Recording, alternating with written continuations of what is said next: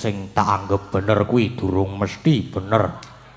Tumrap kaki guru semono uga sing tak anggap luput durung karuan luput kanggone kaki guru. Mulane babagan bener lan luput iki mengko kudu tak genahke dhisik wates-watese. Sebabe apa iso wae sing bener tok luputke, sing luput tok benerke. Apa meneh yen isi atimu mung lambaran gedeng keburu sengit. Wah, kabeh wangsulan mengko mesti mung sarwa luput.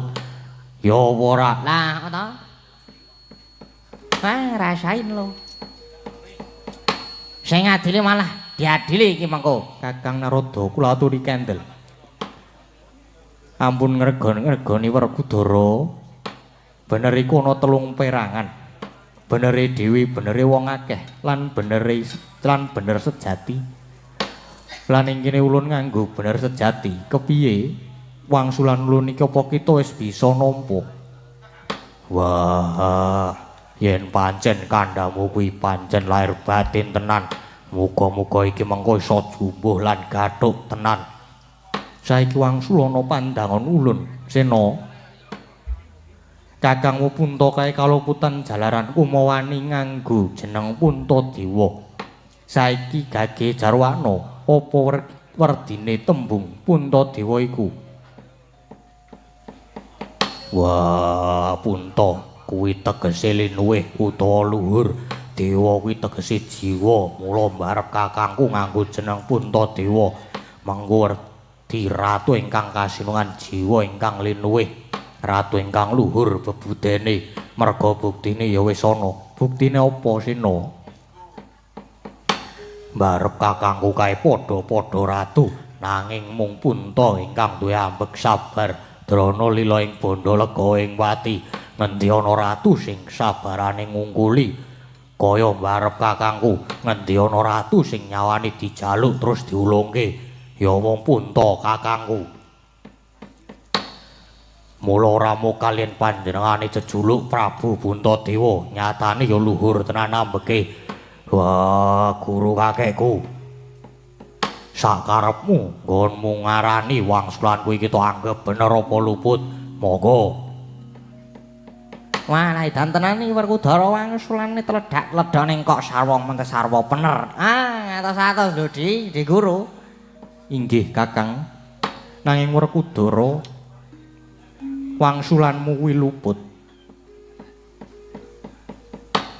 Werkudara menika wangsulanipun lepat. Lah, nah iya ta, tenan to. Bener ning diluputke genah golek masalah iki. Wah, ora kencang laweng wangsulane nganggo dasar bebener ya tetep diluputke. Sena, wangsulanmu iku luput dasare apa? Kok kaki guru ngluputke karo wangsulanku kuwi dasare apa? Ya luput. Merga kakangmu wani nganggo jeneng Puntadewa kuwi ulun anggep wani nyahak wani nglangkai panguwasaning Jawata bakal ngungkuli lan ngendih kawibawaning para dewa.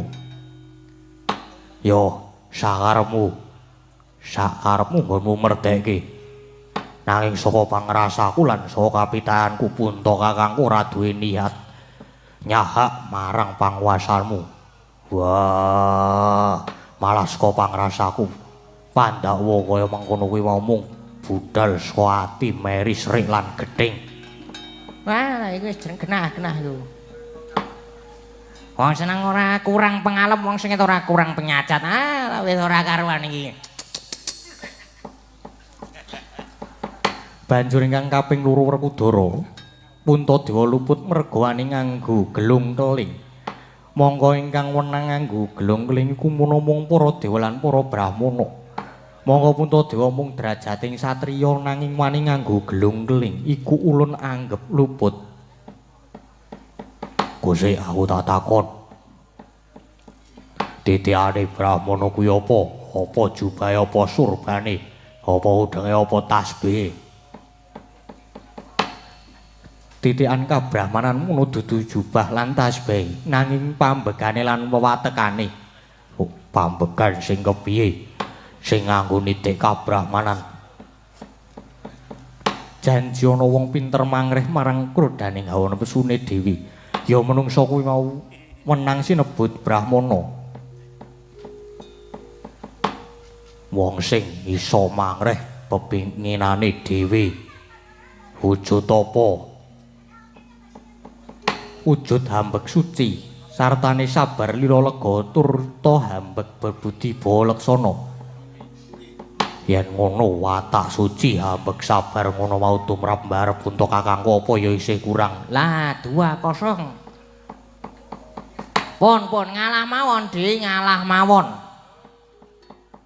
Tur meneh Punta kakangku nganggo jeneng Punta diolah nganggo gelung-geling kae dudu karepe mbarep kakangku.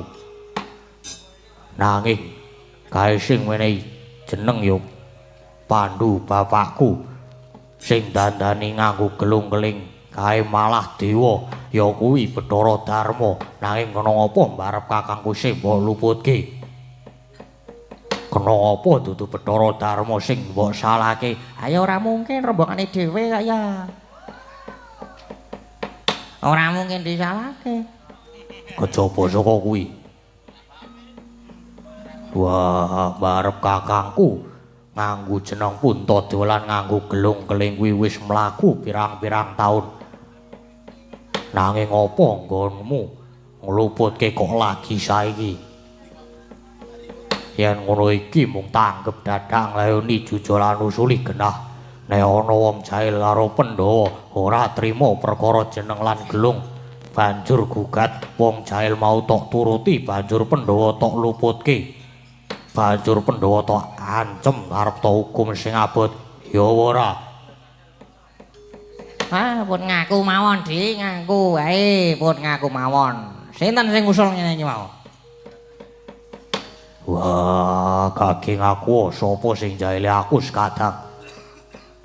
Wah, nek kaki guru gelem ngaku aku malah ora apa-apa. Jalaran kuwi malah bakal gampangi marang kabeh apa sing dadi panjakaku.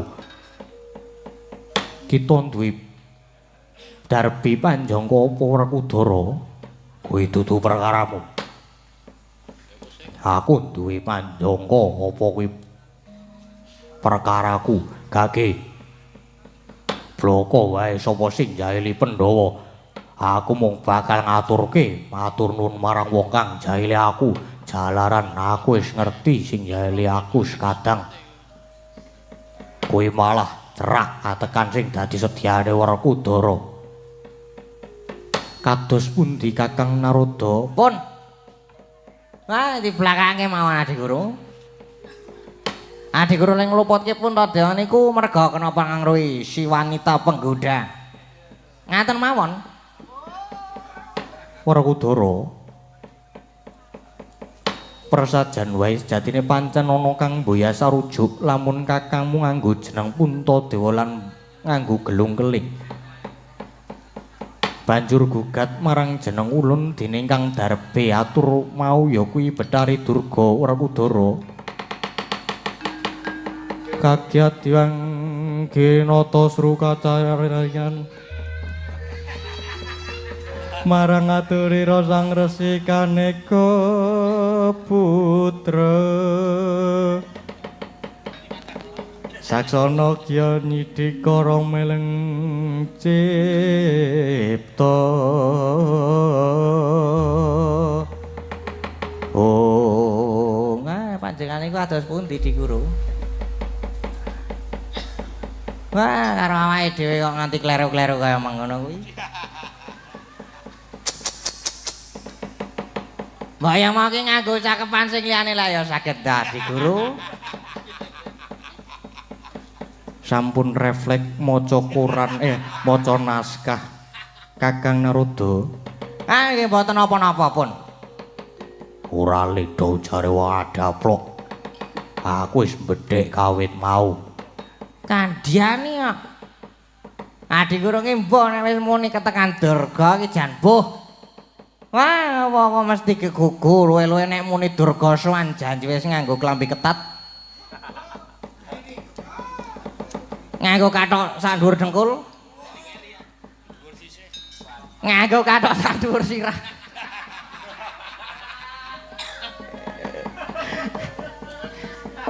Wah, jan wis jan. Wah, jane iki ya wis pegatan. Neng kala mangsa iso sok diagem dibutuhke. Wah, gandeng wis cetha perkarane. Kanggo njaga wibawamu lan supaya lega atine Betari Durga. Gage ora sah sesuk-sesuk aku sak sedulur enggal patrapana paukuman sing abot. Saiki hukumen aku wong ilahing ya Werkudara. Ulun mung nuruti panjalukmu ya ing dina iki kita bocah papat ulun tetepake nandhang kaluputan. Dene kumawaning langkae wonang ulun, mula banjur ulun patrapi pidana sing abot. Mung wae sena tibane pidana iki ulun balekake marang jeneng kita. Ulun paringi kamardikan milya kita bocah papat jaluk dihukum cara kepiye.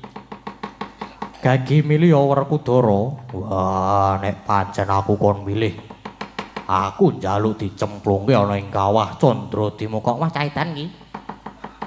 Wah, Werkudara caetan. Anggapmu apa? Kawah Candradimukha iki nggon apa? Kuwi nggon panas. Nggon panggedhongane para yitma ingkang wis murut kasedan jati. Nanging ngundha waing pakarti nalika isih urip ana ing jana loka. Mongko panase pitung panas madyapada lah kok kowe njaluk dicemplungke iki dan apa kepiye? Wah, lah iki kacau dadi lendut. Wis dadi awu. Dadi butiran debu kowe kepengko. Wah, wis ben. Tak lakonane.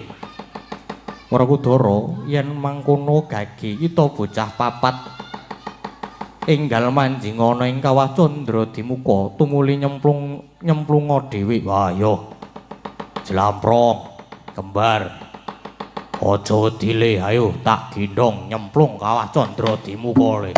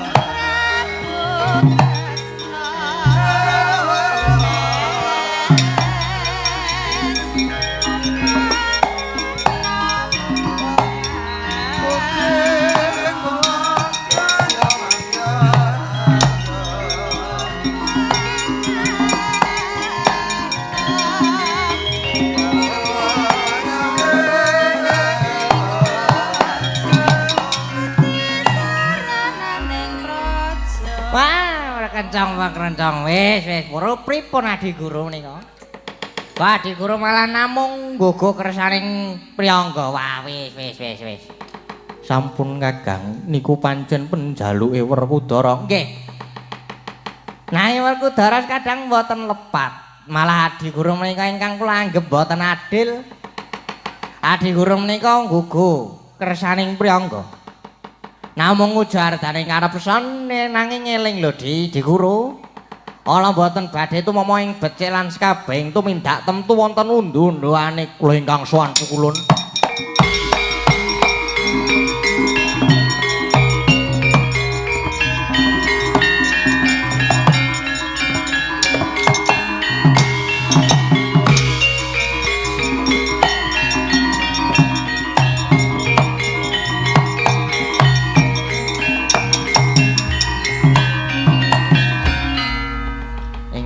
Suwan sajak sumengko iki Bathara Indra. Tanpa tinimbalan apa wigati apa? Indra ana wigati apa? Inggih, Rama Pukulun ngaturi uning bilih kayangan geger. Para apsara-apsari sami lumajar, sami bingung krana wonten pangamuing buta ingkang ageng selawan-lawan. Sedaya wangunan dipun rusak, temah bibras langkrah. Lah, rak tenan to.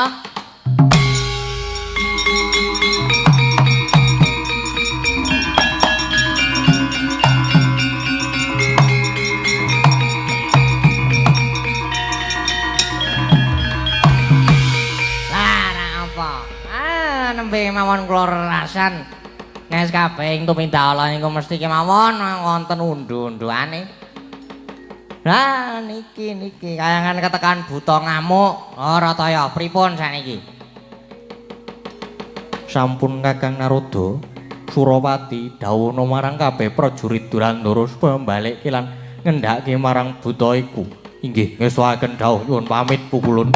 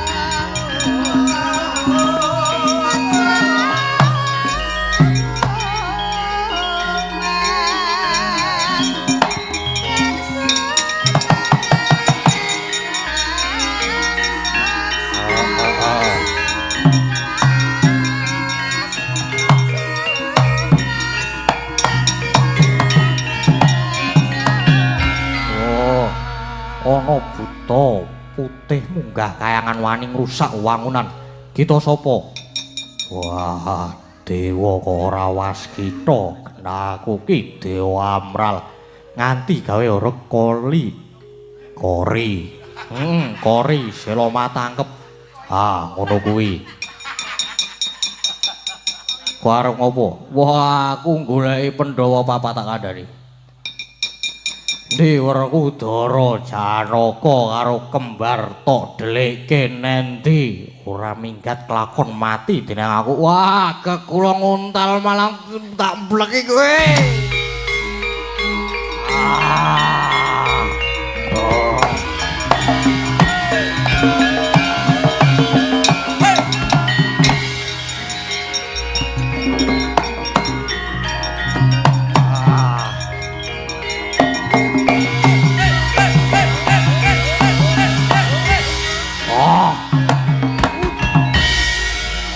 Aduh.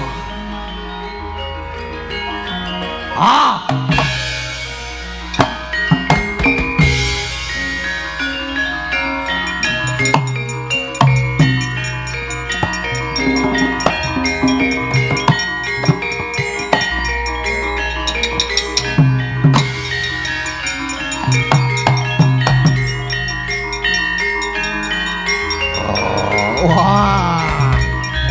Hey.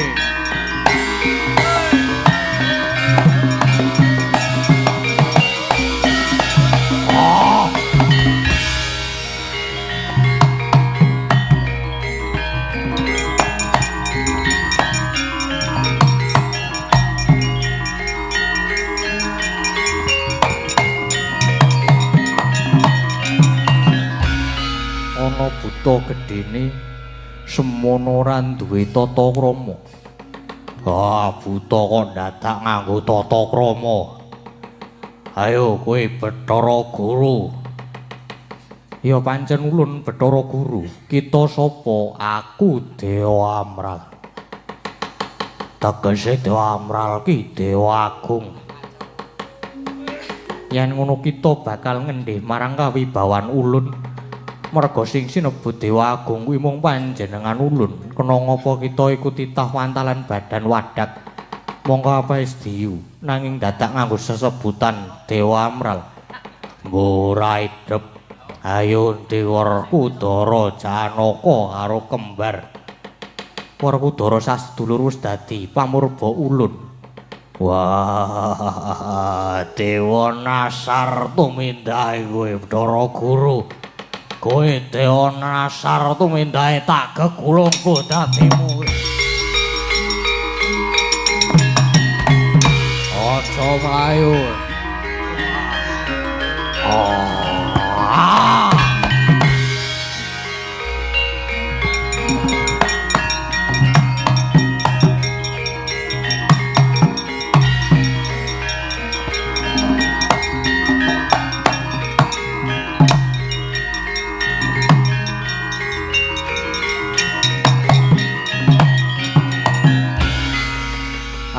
pripun Kakang Narada? Jebul buta menika digdaya sanget. Ah nyandani kok. Ah wirangan to Kadi Guru. Lajeng prayoginipun kados pundi Kakang Narada? Pun saniki Adi Guru mandhaping Marcapada pados pintos rayan mawon Adi Guru.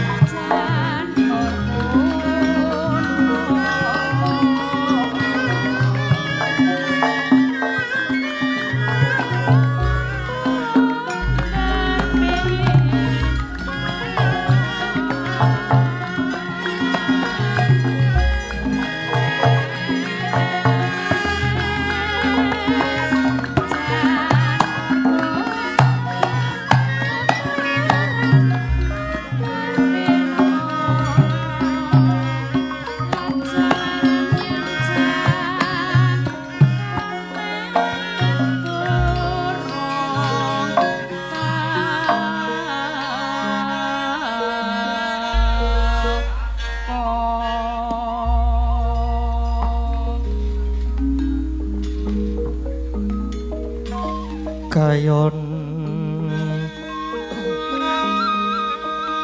kate yuping angin sumyak swaraning kang renggen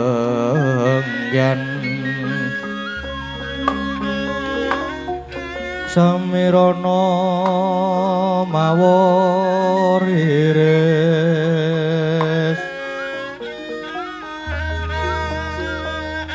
kumrang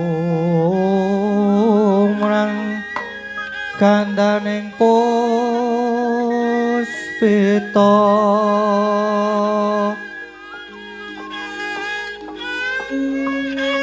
hae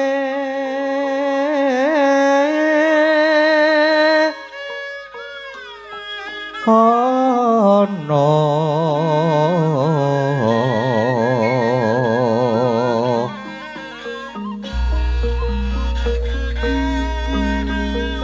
titi sonya madya ratri raras rumadeng akoso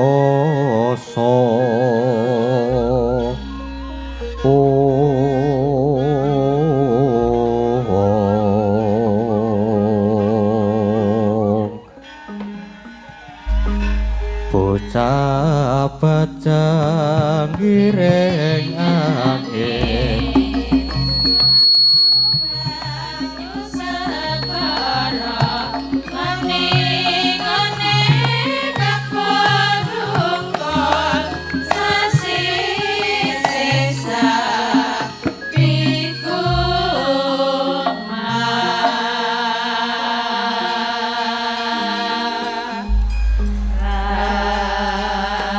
Sirping sewang arupa gumantos ing dalu jroning ratri deren wonten ingkang kacarita. Amung sampeyan pertanggapat ingkang jebul saking Brangwetan dan kelingan megarsa gunung-gunung parandene bisa merbawani jagat raya. Dewi tatas ing kawantian dewasane wau ta wancin wis ngancik gara-gara. Bumi gonjeng mantelung ngang langit samudra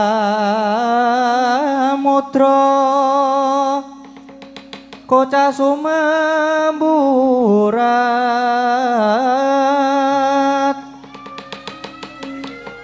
pindha kinabara banyune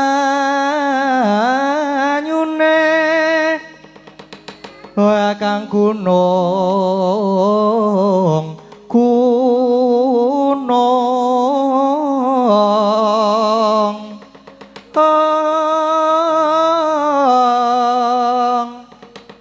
Lamapang kamawatu geni katembuing bayu patra ing akasa kumludhuk swara lira gelap sastra kakayon repakadya ten babati katembuing Pancawara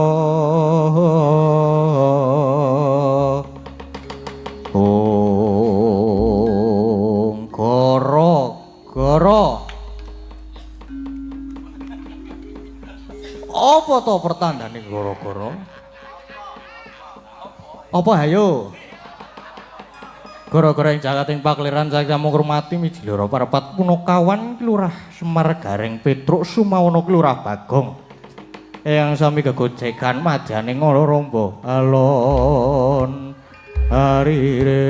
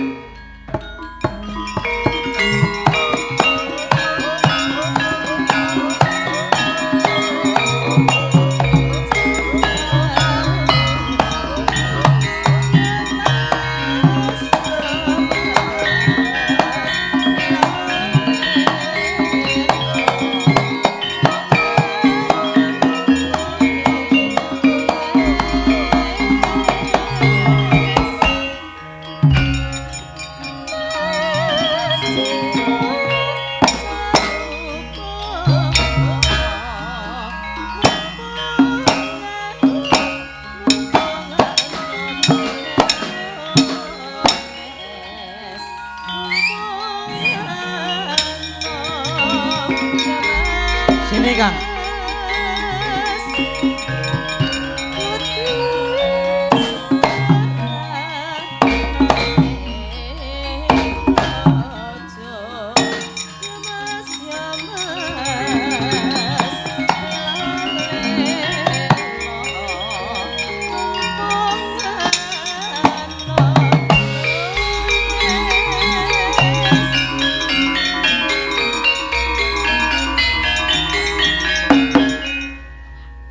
Wis po. Aku ki niate lek nyuwuk wis mengko sik. Malah di dung dung. Dung dung. Dung dung. Dung ja, dung ja, dung ja. Ngapain Kang? Ora aku lagi pengen nganu apa lagu-lagu hip hop. Wis tekan goro-goro iki Kang Gareng karo Bagong kowe. Heeh. Sudah sebentar lagi sudah bubar.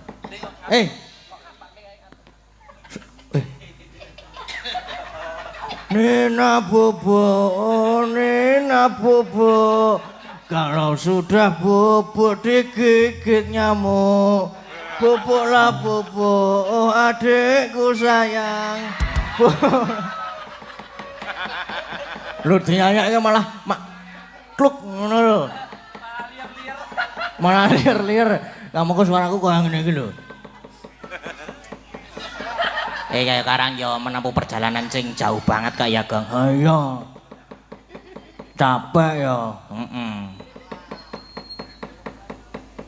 Nek dinyanyiake lagu hip hop kira-kira turu ra yo? Ambo. Dicoba wae, Gang. Memeng aku.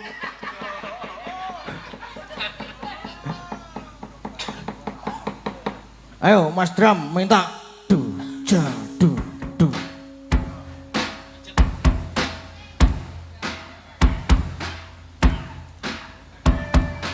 Nah, apa? Kose hopse. Wah, jan. Du ja ngono lho. Yo. Nah.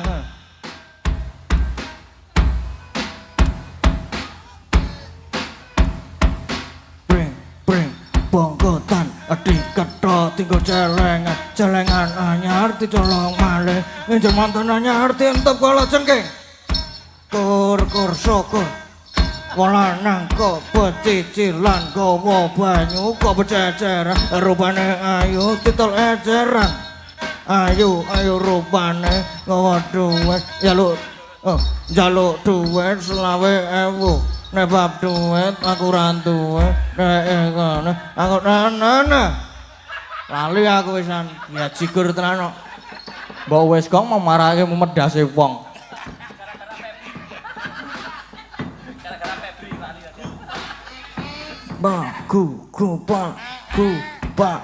gupak nah seneng banget aku nek iki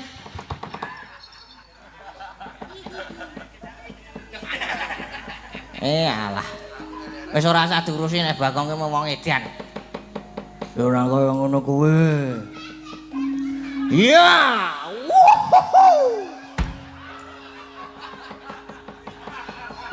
Dan supporter aktif.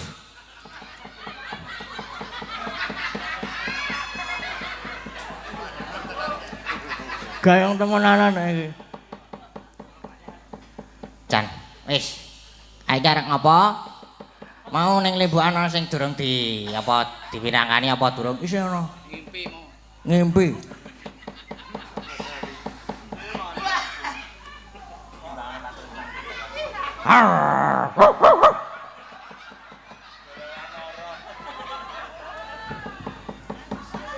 Aku bar weruh kirekku mau kon terus njuk pengen jegok-jegok ya aku.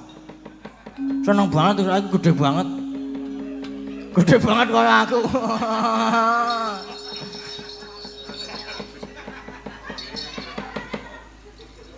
Loh, to. Oh, ora ngono kuwi. Lho kae sing ana sing muni pakake jeli wae apa? Elek ora apa ngono aja. Engko gaul-gaul sing kaya ngono kae iki. Ya nganu saiki apa jenengane? Ngimpi. Ngimpi. Sing arep nganu sapa? Sing arep nyekar. Lho kae. Lintang Kairo. Ngono. Lintang Kairo. Ayo Balintang. Ayo yo. Yo nembang ngipi. Ning ampun ngipi nggih. Nggih. Sinten niku wau sing mundhut, Mas? Kedap. Oh teng HP.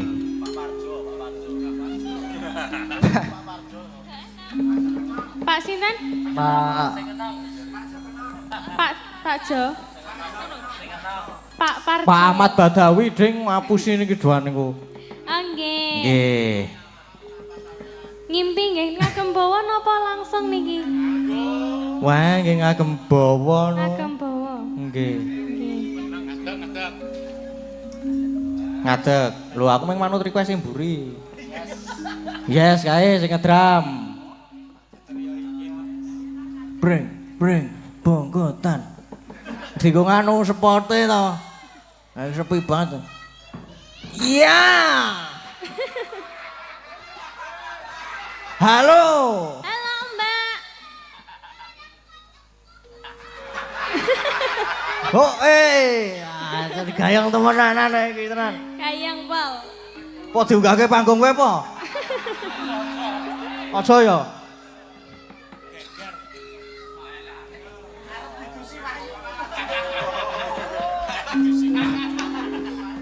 Ngambara ing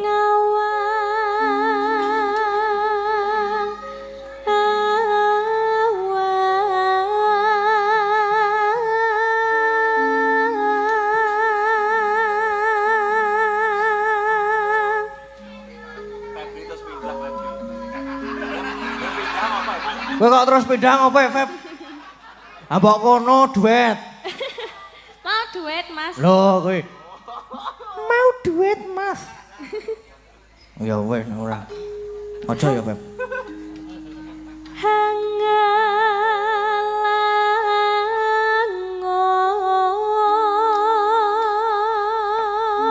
Hangalangot bebasan tanpa tepi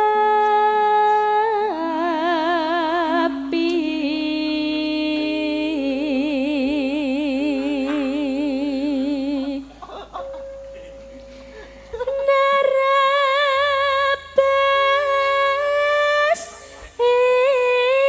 Wae lumrah.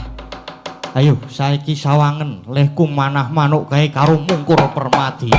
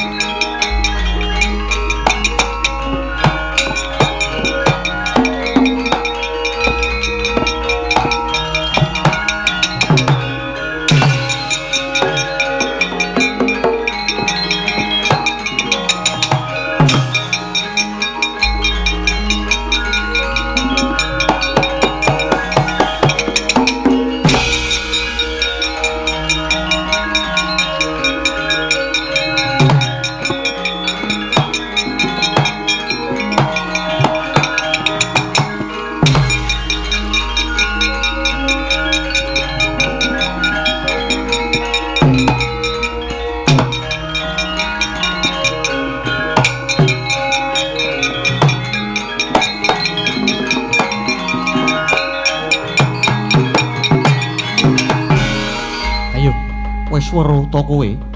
Manuk tak panah karo mungkur wae kena. Lah kok dadi mung semono kebisane siswa Pendhita Durna ulap-ulapan sing dadi ucapmu. Ayo saiki adu katihasan karo Permadi.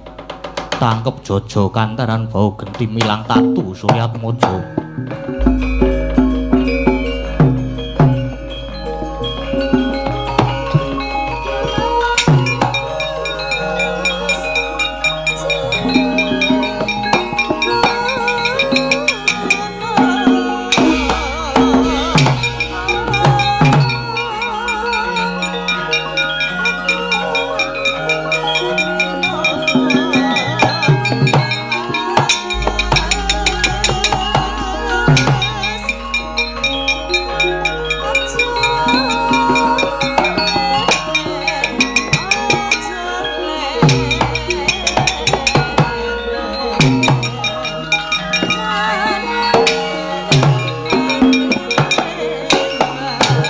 Hãy subscribe cho kênh Ghiền Mì Gõ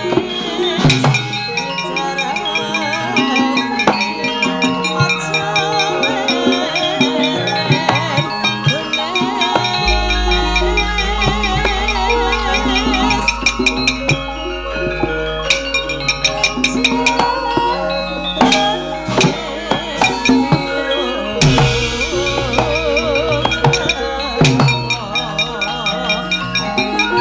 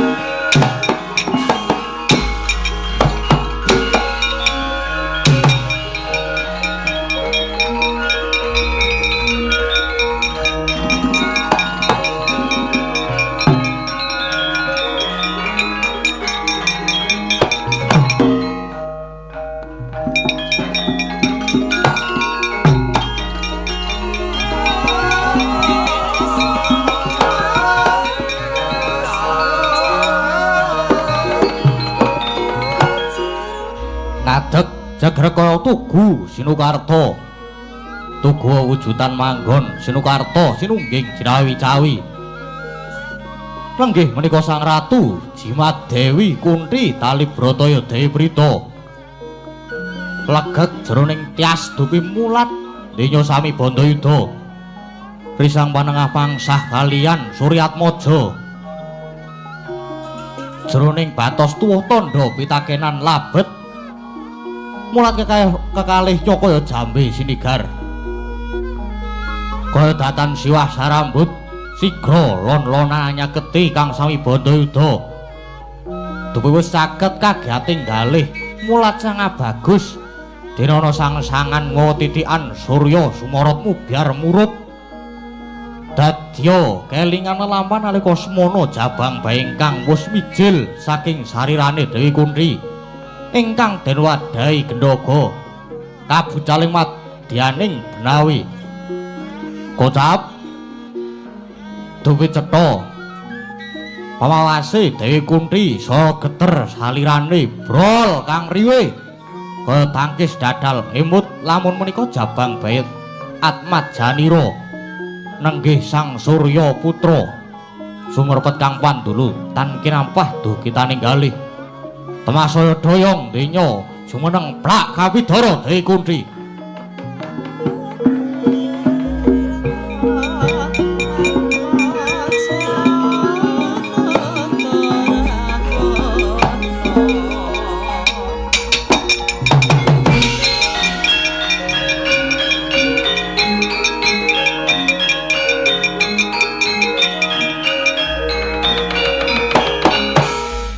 Tanemut Praduksina Sang Dewi Kunthi.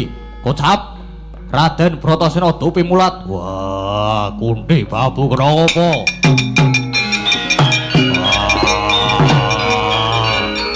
Kunthi babuku.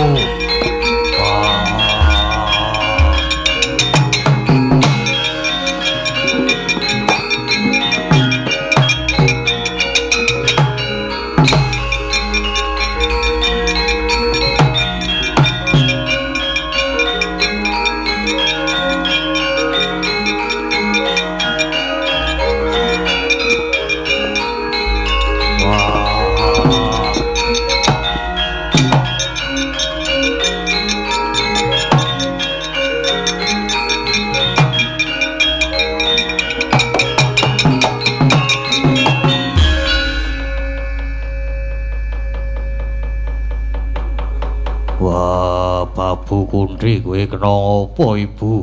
Bratasena, adimu Permadi kon seren gone gelut karo sapa kae? Bratasena munduran dhisik. Tak prepekane bocah nom-noman kae.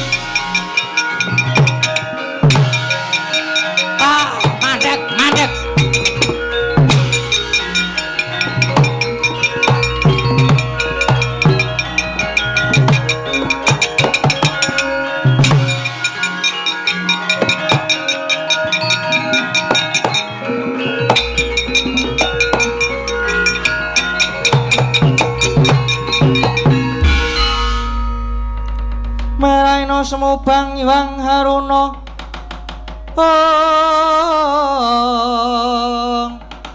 kadinetrane nganggo rapuh sabdaning kukila ringkani kara sageter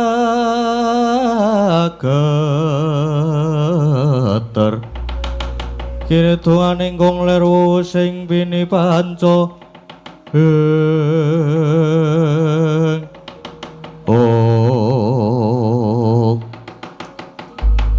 Nger. Aja sinenggo tambuh nyatane aku durung manuh. Kowe kuwi sapa? Lah kok wani sumalana lumebu ana ing paguron Sokalima. Nganti gawe gumun kang padha ndelok. Sapa kowe? Nggih, Sang Resi Durna. Menawi dangu dhateng kula, nami kula Surya Putra, ya Suryatmaja. Lare saking Perta Perlaya, kula ngaturaken sungkem pangabekti Premban. Ya, tak nampa, tak nampa.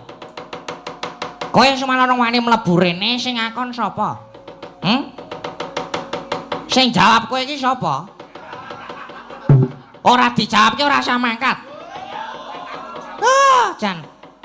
Inggih, saking kekajengan kula piyambak, Bawa Premban. Kok kendel?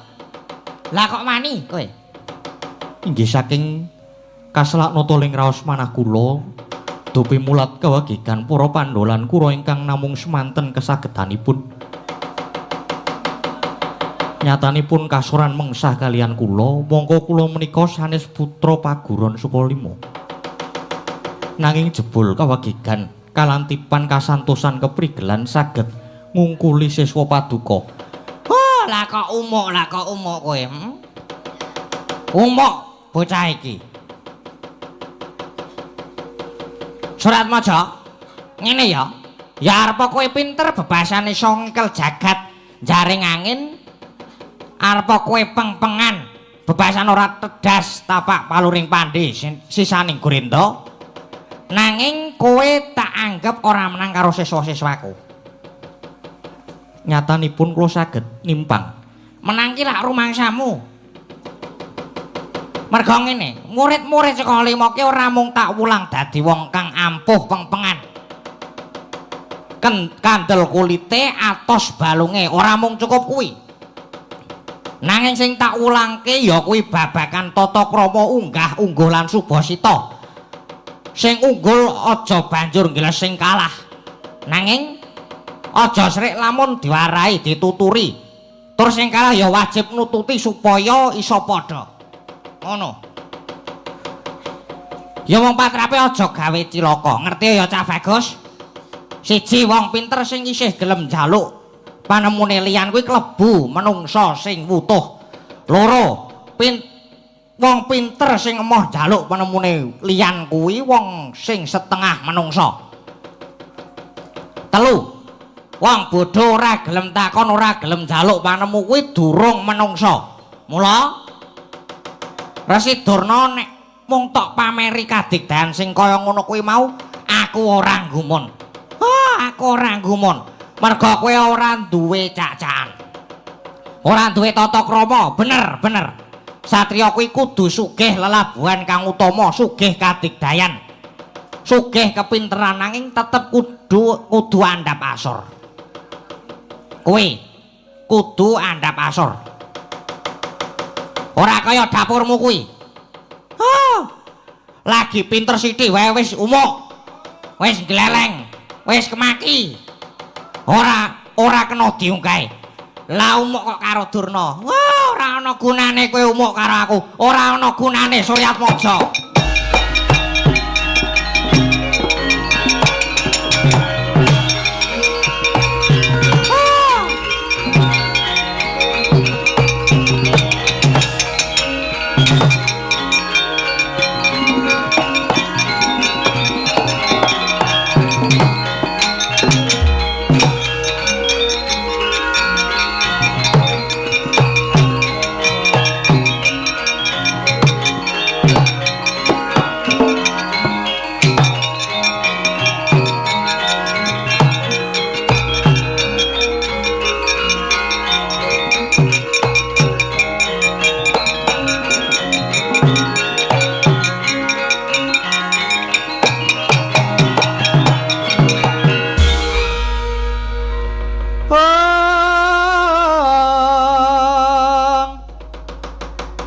kuncine wis gagat tenjang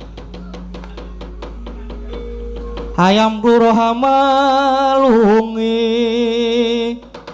bang wetan sumamburat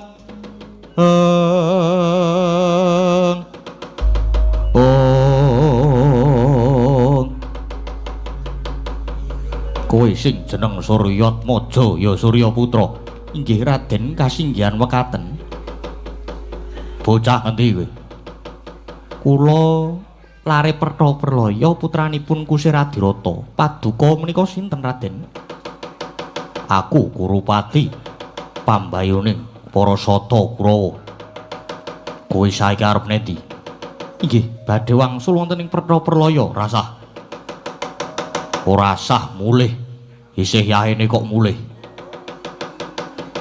jagongan karo aku wae Suratwaja wiwit ketok keprigelanmu kaya mau kae aku kok dadi seneng aku dadi kesengsem karo kowe bocah kok baguse kaya ngene nggih kesagedan kula namung semanten Raden ora nyatane kowe bisa menang karo Panengah Pandhawa ateges kowe bocah sing ampuh peng-pengan yo kowe saiki tak rengkuh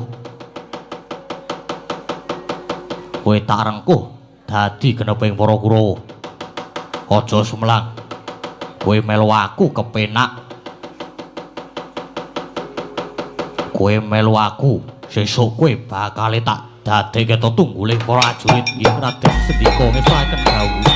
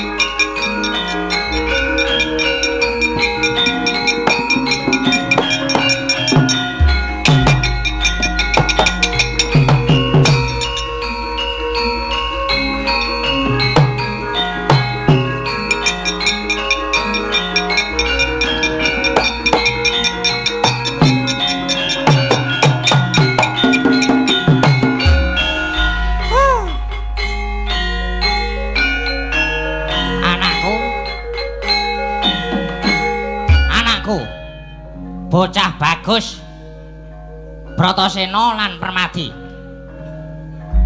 anakku murid bocah bagus pon bapa rumangsa bombong bungah lan marem merga nyatane kowe bisa nuruti apa sing dadi kakudanganku lan kowe ya siswa ingkang tuwajuh nggon munggayuh kawruh nanging pigatekno pitungkasipun Bapa Yongger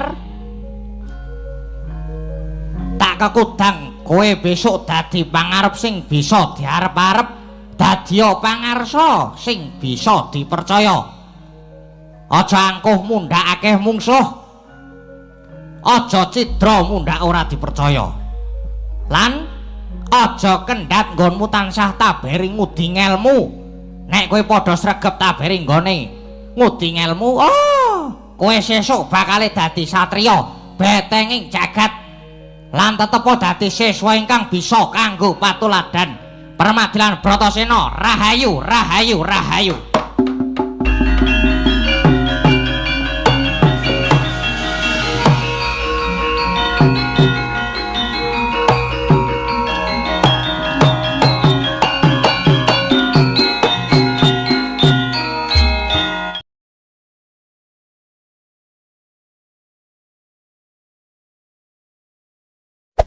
Hey there.